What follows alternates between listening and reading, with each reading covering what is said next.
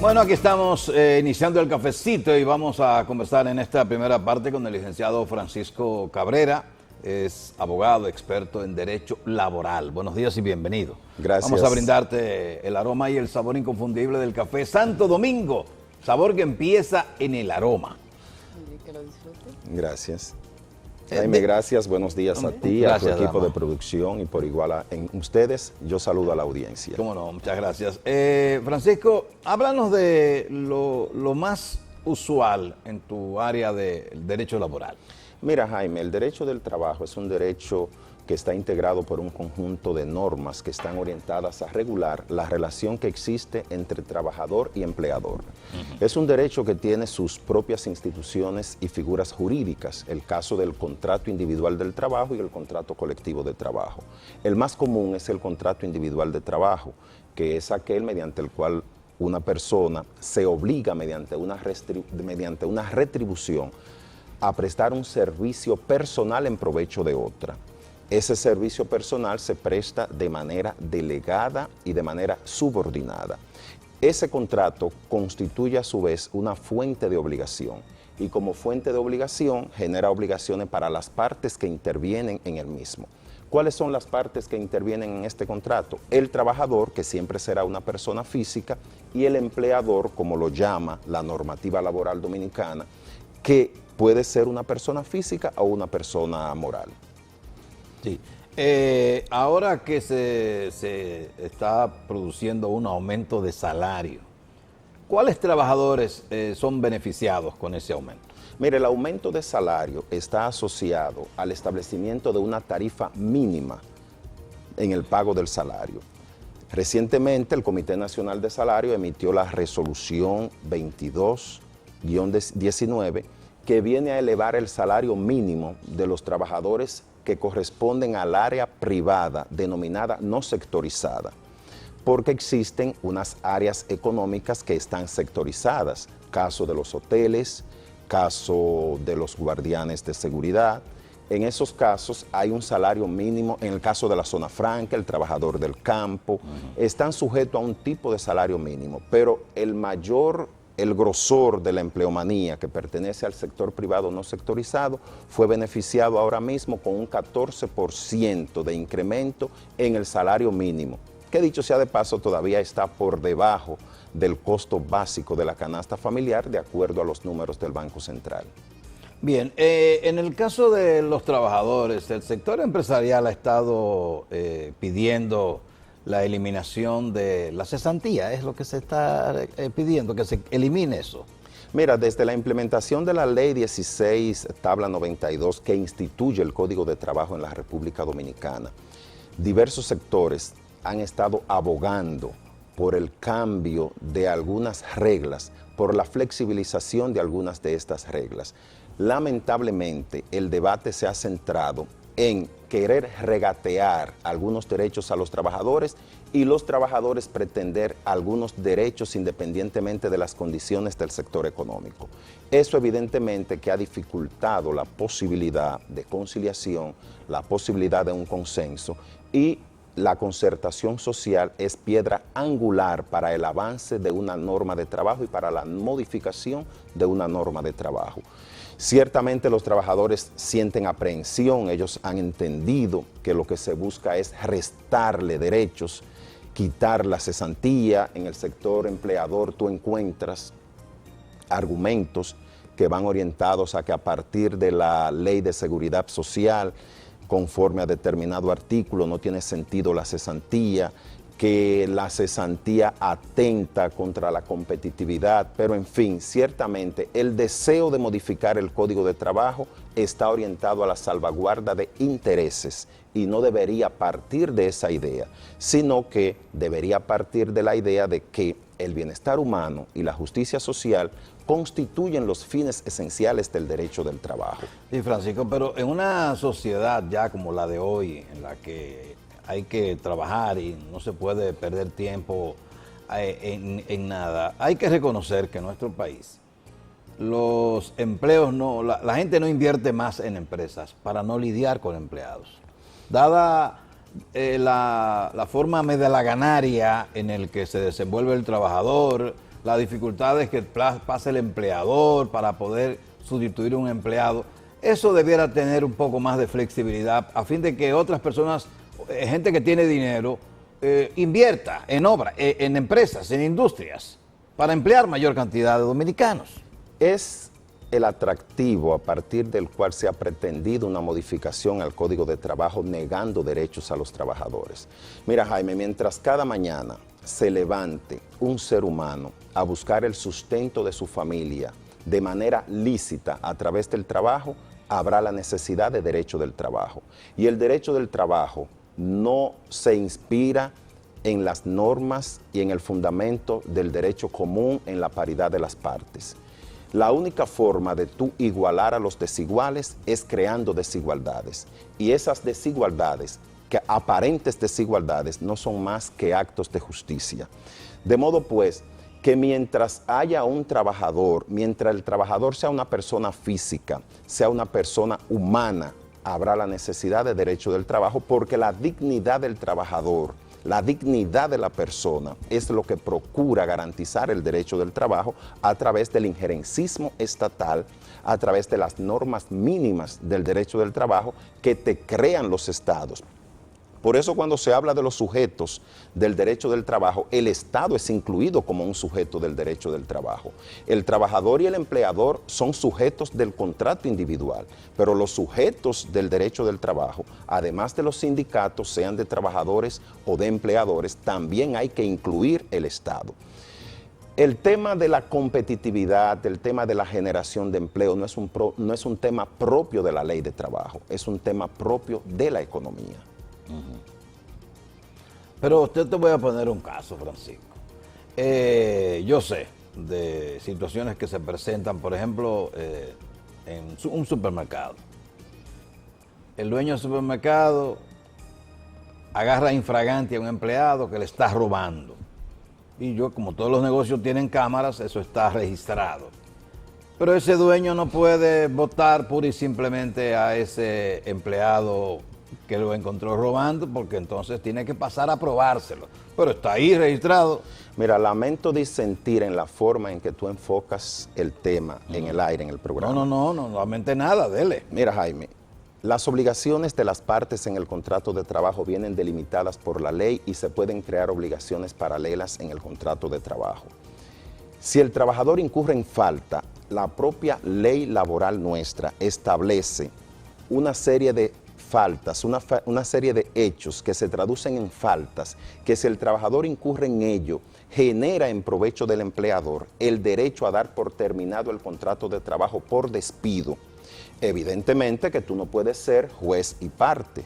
Si tú despides a un trabajador y el trabajador cuestiona ese despido, eso debe estar sujeto al control jurisdiccional. Entonces tú vas a los tribunales y en los tribunales tú tienes la oportunidad de probar que ciertamente el trabajador cometió esa falta.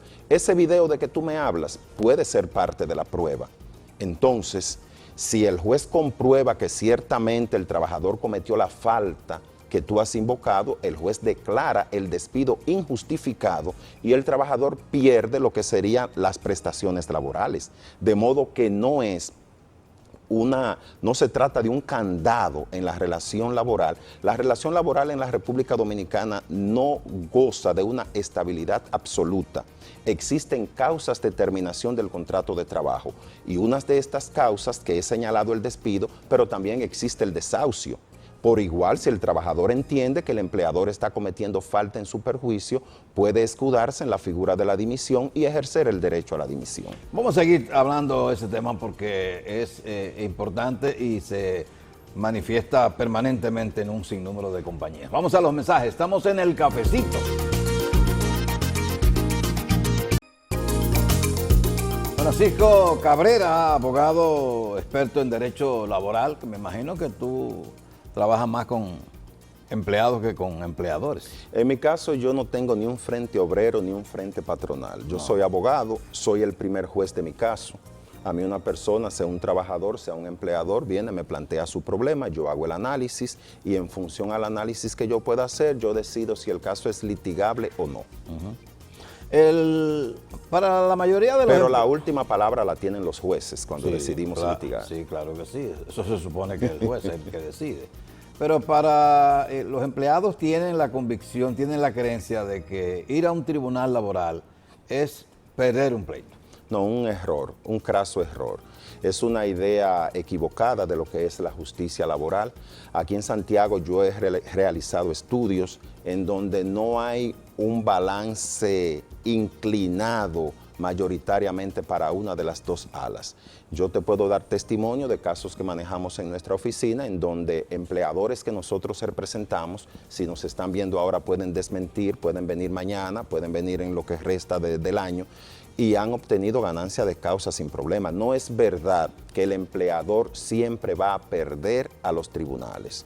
El empleador tiene derechos en los tribunales que hace valer y en función a esos derechos que el empleador hace valer, perfectamente puede ver al trabajador sucumbir en sus pretensiones y obtener ganancia de causa. Entonces, una pregunta. Cuando un empleado va a la oficina de trabajo a pedir, a conocer cuáles son los beneficios que le corresponden, ¿eso tiene alguna validez jurídica? Mira, ciertamente el Ministerio de Trabajo, que es el brazo ejecutor del Poder Ejecutivo en materia de derecho del trabajo, tiene un servicio de orientación y de asistencia en provecho de los sujetos del contrato de trabajo, no solo del trabajador.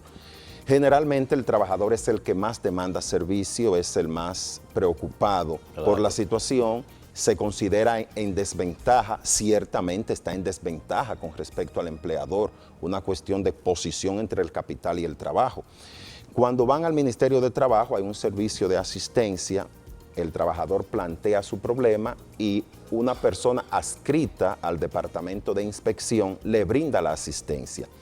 Generalmente el trabajador no suele ser explícito, sea por razones de tiempo, por razones de fallas en la comunicación, y el inspector no es lo suficientemente acucioso y la información que se brinda puede generar confusión. Me explico con un ejemplo. Un trabajador va al Ministerio de Trabajo para que le den una orientación y le preparen el cálculo de sus prestaciones laborales, argumentando que trabajó en una empresa desde tal fecha hasta tal fecha. Cuando dice, por ejemplo, yo devengo un salario de 5,000 pesos, yo devengo un salario de 4,000 pesos, el inspector de trabajo, y cualquiera, a mí me puede suceder, lo primero que ve es un salario por debajo del mínimo legalmente establecido. Y cuando prepara el cálculo de prestaciones laborales, lo hace en función del salario mínimo. Ya eso genera una expectativa en el trabajador porque ese monto de salario incide en el cálculo de las prestaciones laborales. Cuando el trabajador tiene una hoja de cálculo, inmediatamente se crea una expectativa en función a esos números, pero no toma en cuenta que esa hoja de cálculos tiene una nota abajo que especifica que eso no tiene ninguna validez ejecutoria y que es una orientación que ha sido dada en función a las informaciones que ha facilitado el trabajador.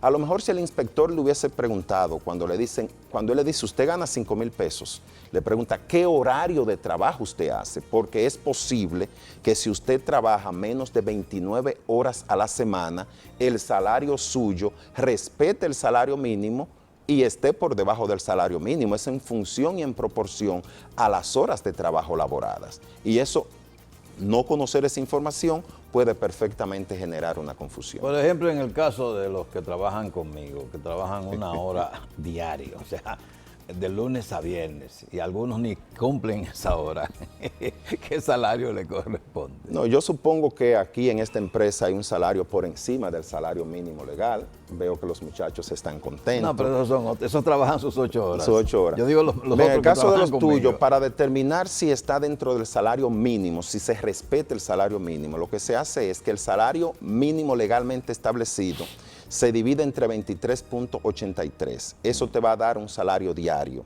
Esa fórmula viene preestablecida por el reglamento para la aplicación del Código de Trabajo. Ese salario diario, a su vez, se divide en 8, que es el número de horas que integran la jornada normal diario. Y eso te va a dar un salario hora. Ese salario hora, si el trabajador solo te labora 1 hora al día, es evidente que si es de lunes a viernes, te está trabajando 5 horas a la semana. tú calculas esas 5 horas a la semana en función al valor hora que ya previamente ha obtenido. Ese es el salario mínimo que tú debes pagar, y en función a ese salario también puedes y debes reportar a la Seguridad Social. En el caso yo puse el mío para un ejemplo, pero en el caso mío creo que la mayoría está por encima del mismo salario mínimo, la mayoría. Pero trabajan conmigo 2 o 3 horas y tienen otro trabajo al mismo tiempo, tienen 2 y 3 trabajos, o sea que eso no es un problema. Pero sí, el tema laboral sigue siendo un tema bastante puesto como bajo cuestionamiento, aunque tal y como tú señalas, el empleador tiene el derecho de ir al tribunal, pero entonces ya tiene que pagar un abogado y tiene el temor de que además hay algunos abogados que son abogaditos, picapleitos en el área laboral, que te incidentan cualquier cosa, que te hacen un bloqueo de una cuenta, que te embargan la casa. No, yo no creo, Jaime, que el término abogadito, Francisco, sí, ni picapleito, yo no creo que sea un término apropiado. No defienda, usted como abogado en derecho laboral, usted puede pretender defender, pero usted sabe que eso existe. Sí, así como yo reconozco que hay periodistas que son picones, que son unos bandidos, yo reconozco eso. Sí, pero el periodismo, hay un código de ética, y en el caso del derecho del trabajo, la relación trabajador-empleador, previamente hay una serie de obligaciones que están prefijadas y cuyo cumplimiento o incumplimiento es previa a la intervención del abogado. Por consiguiente, si el empleador no cumple con una serie de obligaciones, el culpable no es el abogado que más tarde le da una asistencia al trabajador. Usted sabe que hay abogados que le compran casos a trabajadores por 3 pesos para ellos llevar el caso y ganarse un dinero, mucho más de lo que se gana el empleado que ha sido Mira, despedido. Jaime, en los tribunales laborales de Santiago abundan más los abogados que asisten a los trabajadores con mucha gallardía, pero también existen los abogados que asisten a los empleadores con mucha gallardía. Sí. Hay una falsa idea de la administración de justicia laboral en el país. Francisco, no nos vamos a entender. Jaime, ahí. El cumplimiento o incumplimiento de las obligaciones que resultan del contrato de trabajo es previa a la intervención de un abogado, es previa al litigio. Ahora, no te puedo negar que los abogados no somos formados en la solución alternativa de conflictos. Los abogados somos formados para litigar. Y eso evidentemente que en un momento dado puede incidir, y ahí no te voy a regatear, puede incidir en que los conflictos perduren o no se resuelvan en una forma mediática o sin traumas. Bien, para terminar, Francisco, la seguridad del trabajador. La semana pasada 2 trabajadores de la construcción resbalaron de un andamio que no estaba correctamente fijado y murieron. ¿Cuál es ¿Qué organismo se encarga? Me imagino que el Ministerio de Trabajo se debe encargar de procurar seguridad para los trabajadores. Mira, Jaime, en la ejecución del contrato de trabajo, las posibilidades de un accidente son tan amplias que la relación trabajador-empleador está asociada al Sistema Dominicano de Seguridad Social a través de la implementación de diversos seguros. El Sistema Dominicano de Seguridad Social contempla 3 seguros: el Seguro Familiar de Salud, el seguro de pensión y el seguro de riesgo laboral. La administradora de riesgo laboral es la entidad llamada a compensar los daños que en la ejecución del contrato de trabajo puedan sobrevenir en perjuicio del trabajador como consecuencia de un accidente del trabajo. La obligación primordial de todo empleador es cotizar en la seguridad social en provecho de sus trabajadores, porque ese riesgo de un accidente existe. Lamentablemente conocimos aquí en Santiago la semana pasada el caso de 2 seres humanos, 2 personas que fallecieron mientras estaban trabajando en una construcción cerca de acá, en la República de Argentina. Cuando vi el parte periodístico, vi que se trata de 2 personas de nacionalidad haitiana. En ese caso, si son haitianos residentes en el país, es probable que hayan estado inscritos en la Seguridad Social y era una obligación del empleador inscribirlo. El drama se agudiza, la expresión cruda del drama viene si esos trabajadores no estaban inscritos en la Seguridad Social. No hay forma de que no solo en caso de muerte, en caso de que merme la salud, en caso de que merme la producción, no hay forma de que esos trabajadores puedan ser compensados o que reciban la asistencia debida del sistema dominicano de seguridad social. Esos trabajadores dejan familia, esos trabajadores también eran personas. En ese caso, es un dolor no solo para la clase trabajadora, es un dolor para toda la nación. Claro que sí. Y en el caso de los nacionales haitianos en la construcción, me decía en estos días recientes un constructor que ya los haitianos no están trabajando por cheles como era antes, ya reclaman salario igual y a veces superior al dominicano. Es una idea decimonónica pensar que el nacional haitiano trabaja aquí por debajo del salario. El nacional haitiano está trabajando aquí por un salario igual o superior al que se le paga al dominicano. Eso que no el dominicano ha abandonado determinadas áreas de la producción, eso es otra cosa. Sí, la construcción y la agricultura. Y la gran mayoría de esos ciudadanos que están aquí como consecuencia del problema de la migración irregular que nos viene afectando, la mayoría de esos ciudadanos no están inscritos en la seguridad social. De modo pues que lo que tiene que ver con la asistencia en caso de vejez, en caso de muerte, están totalmente desprotegidos. Eso es correcto. Francisco, ¿dónde está tu oficina? Bueno, mi oficina está aquí en Santiago, yo estoy en la calle Hostos, próximo al hospicio para quedarme ahí mismo. Vaya, ¿tienes tu residencia? Sí, ya yo tengo mis amigos ahí cerca del hospicio. ¿Y tú te graduaste en qué universidad? Sí, nosotros somos egresados de la Pontificia Universidad Católica Madre y Maestra. También en esa misma alta casa de estudios hemos cursado maestría en Derecho del Trabajo y de la Seguridad Social, maestría en Derecho Constitucional y Procesos Constitucionales, y en la Universidad Castilla-La Mancha de España, Toledo, hemos estudiado Garantías Electorales y Justicia Constitucional. ¿Electorales? Sí, señor. Vaya, pero no presencial, sino presencial. Presencial, sí, señor. O sea, que fuiste allá. Sí, señor, sí, señor. Okay. Pues estoy maravillado de conversar contigo, Francisco. ¿Sabes por qué? Porque hablas bien, sabes hablar. Y a mí me da pena la cantidad de abogados hablamalos que hay en este país. Me sorprendiste gratamente. Así es que ya lo sabes. Gracias por la invitación y ojalá y en otra oportunidad con mayor tiempo podamos estar compartiendo sobre este interesante tema del derecho del trabajo. La próxima será la hora completa para usted. Gracias. Gracias a Francisco Cabrera, abogado, experto en derecho laboral. Defiende a trabajadores y a empleadores también. Y el hombre sabe su asunto, lo conoce y eso es bueno. Vamos a los mensajes para la segunda y última parte del cafecito de hoy.